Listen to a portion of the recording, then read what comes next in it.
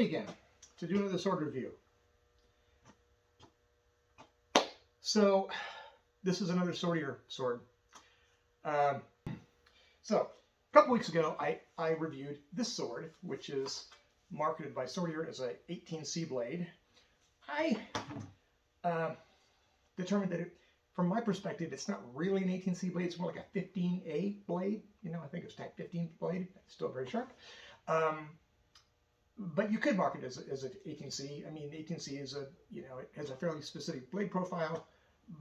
But you know, this is a good cutter. I actually like this sword. And so I give it a fairly good review.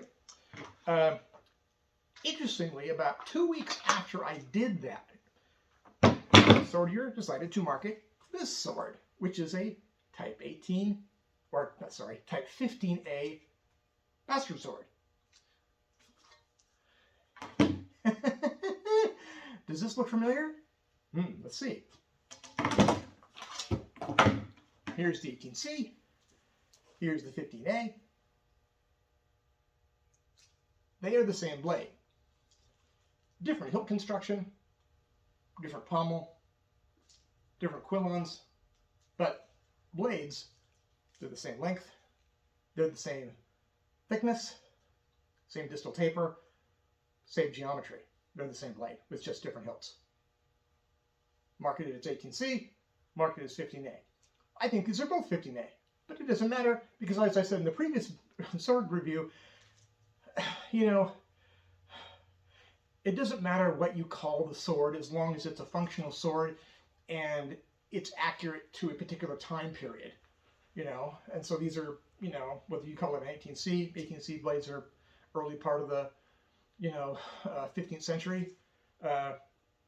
These would also fit right in there. Early part of the 15th century, latter part of the 14th century. Yeah, stabby and slashy. Cut and thrust swords. They both come to a very acute point. And the blades are basically identical. So, and that's the only reason about this sword is because I thought, I mentioned this thing should be a 15A sword, a bastard sword, and that's what I would market it. And here we have the same basic sword but marketed as a bastard sword. Now, do I think that Swordier looked at my video and said, "Oh, he's right. We'll just we'll keep the 18C, but we're going to do the same thing, but we'll just call it a 15A bastard sword"? No, I don't think they did that. They got better things to do than watch my video because I don't have hardly any followers, and I don't have that big a head. I don't think that people pay attention. So, however, I wanted to see for myself, and I also think it's a handsome sword. And like the other sword, it is a very well balanced sword. It feels good, and you could use it one-handed or two-handed. The handle on this sword is longer, and the peen is, I think the tang is probably longer on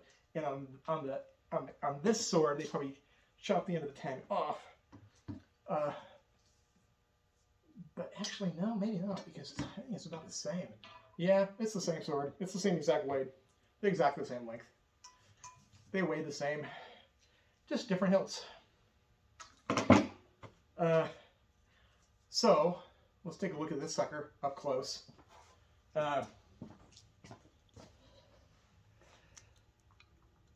It's another wasted grip sword. It's got a fishtail pommel this time, and it's got these nice turned down horn guards, or whatever you want to call it. It's got little holes here. I'm not sure why you need the holes, but they put them on there. And it's got some little embellishments. And you can see it's got your typical, low price point, mid price point gaposis here.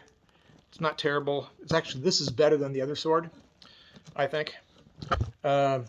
Construction around the where the leather grip meets the guard, it looks nice and even. It's cross stitched again here.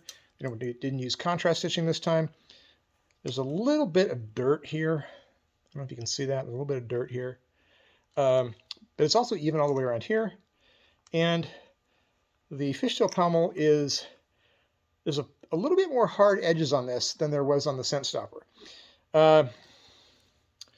The worst aspect of this is this really icky looking peen in here. It's nice and solid, but it looks almost mildly rusty in there. That I don't like. That me not like that. I do not like that. That is a bad thing. Bad. So icky. But fix that, and basically you've got a good sword. It's nice and solid. It cuts exactly the same as the other sword. Has the same blade geometry. Very acute point. This is, I think, an easily destroyable sword. I think if you were to like smash this into some kind of breastplate, if you were being stupid or hitting a rock or a big hard piece of wood, you could probably bend this or break it off. It's very acute. But if you're doing backyard cutting, as long as you're not trying to cut logs, if you're going to cut logs, use a machete. This little side review. This machete is a United States Army World War II machete. This was from when my dad joined the Army. This was something he was given. So this was part of his Army kit. I use this to cut down blackberry bushes to this day. And it's not particularly sharp right now, but I usually sharpen it, in the spring, so I can use this in the summertime. And it is a completely serviceable machete. So if you're going to use this, if you're going to use a big long thing with an edge to cut backyard brambles, don't use your long sword. Just get a machete.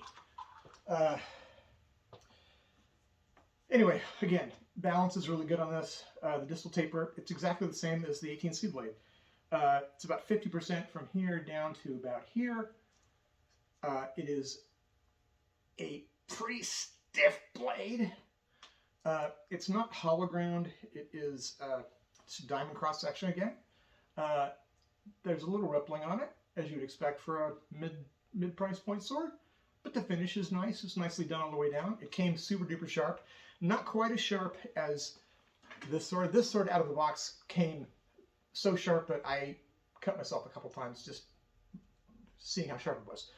This one, one edge was sharper than the other. It's sharp now because I sharpened it. But once it's sharpened, it cuts great. Now, the scabbard. Let's look at this scabbard.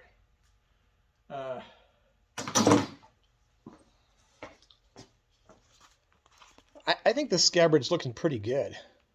This is a nicer looking scabbard than the other sword I got. It's well put together. I'm not sure whether this is laser cut or stamped. They say it's stamped. I'm questioning that. It looks to me to be laser cut, but I still think it's very handsome. I like, all this stuff looks good. Doesn't come with a belt system or anything, but it's kind of ready for your belt system. I appreciate the accuracy of all this. I'm not sure about this. Stitching these two pieces of leather together. I'm not a fan of that. It's kind of a weak point, but then again, you get a scabbard. It's pretty good, and the shape on here is again very nicely, snugly put together. There's a little ding right here, but I did that yesterday, being dumb.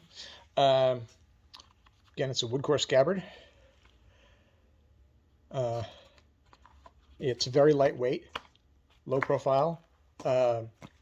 It's not clunky or anything. I think it looks nice. And the leather on the scabbard is matched to the leather on the grip, which once you put the whole package together, it looks, I think, pretty nice. I think it looks pretty nice. Yep. Looks pretty nice. So, this is about $100 more. Is it $100 more? No. It's about $50 more than this sword, which I think you could justify that by the fact the scabbard is more ornate, more complicated to put together. than that. Also, the handle is a little bit more. It's got some cording there. I can feel, and you know, this might be plastic with leather wrapped around it. I don't know, but it still looks. It feels really good. I mean, it's nice. It doesn't feel cheap. It feels pretty darn nice. The pommel is a bit, has edges that are a little bit too sharp. This pommel, I think, is perfect. This is great. You know, you're not going to get any hot spots. It's not going to hurt your hand in any way. It's great. This one is a little, I don't know. I'm not really a big fan of the fishtail pommels anyway, but I do like the look of it. Looks good. So, and it handles well. So that's it. So again, you know, getting back to, you know, recommending sword companies. You know, I'm not going to say, oh, well, don't buy from Swordier because they made a ripoff of the Covet and Saber. I don't know what their motivation was. You know, I don't know any of that. And again, you know, sword makers be sword makers. And I am not a expert at sword manufacturing. I don't have any connection with any sword manufacturers, and I buy stuff that I like, and sometimes the stuff I get sucks. So to that point, I want to talk about one other sword, which is similar to this sword.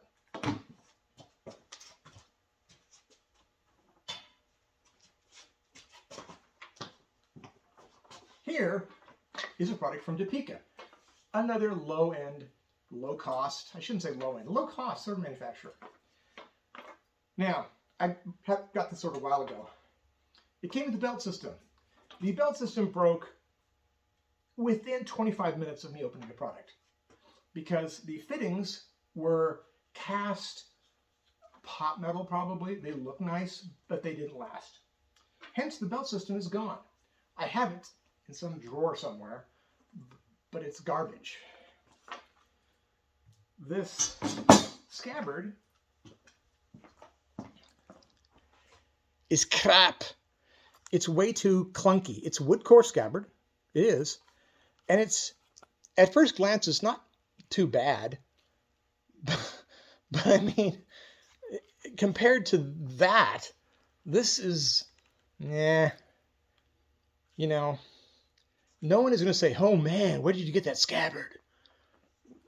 No one will say that about this scabbard. It's pretty forgettable. This is all glued on here with some kind of industrial epoxy, I would imagine. All this is glued together. I mean, it's stitched, yes, but I think there's more gluing involved here than stitching. And, you know, there's like, this is the shape for what it's worth. I don't mind the leather part on the shape. It's less likely to hurt somebody if you run into them at the Renaissance Fair. But I mean, at least it's, you know, it matches the guard that goes in here. And let's look at the sword. Like the other two swords, this is comes to a very acute point. It's from the same time period, you know, early to mid 15th century. It's an arming sword. It's a one-handed sword. It has a bone grip. This is a sword that is supposed to be a sword replicating a sword that is in the Metropolitan Museum in New York. And this sword, the original sword, actually is a knockoff.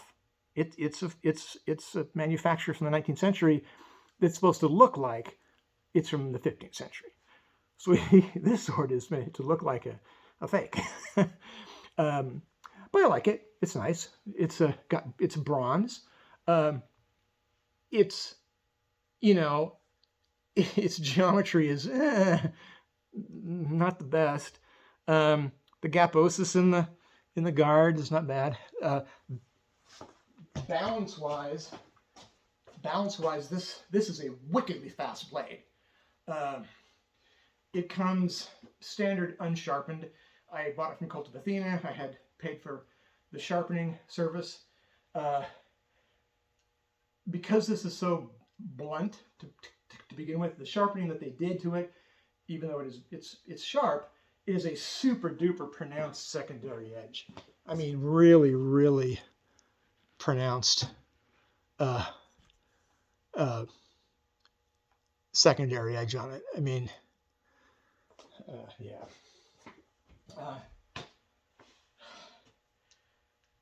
It's also a very stiff blade, but you know, this screams I shouldn't pay more than $100 for this sword, and I think I paid $129 for it, $130 or something like that. Again, I like the shape, you know, I do, and I wanted a sharp arming sword from that particular time period, and so I got this because I'm not going to spend $500 on a sword. I mean, I have spent a significant amount of money on other swords. I don't want to do that anymore. And so, looking at low-cost sword manufacturers, I'm thinking, okay, well, how are they doing? You know, how does it work? This sword cuts okay, not great. It's more, if you want to stab a milk carton, this is what you use. If you want to cut a milk carton in half, don't use this sword, because it's got such a pronounced secondary edge on it that even though it's sharp to the touch, it's like hitting it with a crowbar. You know, you're more likely, this is more like a baseball bat that looks like a sword than a sword. So I would not recommend this sword if you're going to do any backyard cutting. I would certainly not recommend this sword for any reenactment because it is way too sharp. You can't reenact with anything. You cannot reenact with this sword. You can't, you know, this is a deadly weapon. You know, all three of these swords are deadly weapons. Absolutely. They're designed to kill people. And this could do that easily. So you can't really use it for backyard cutting because it's just a crowbar with a little edge.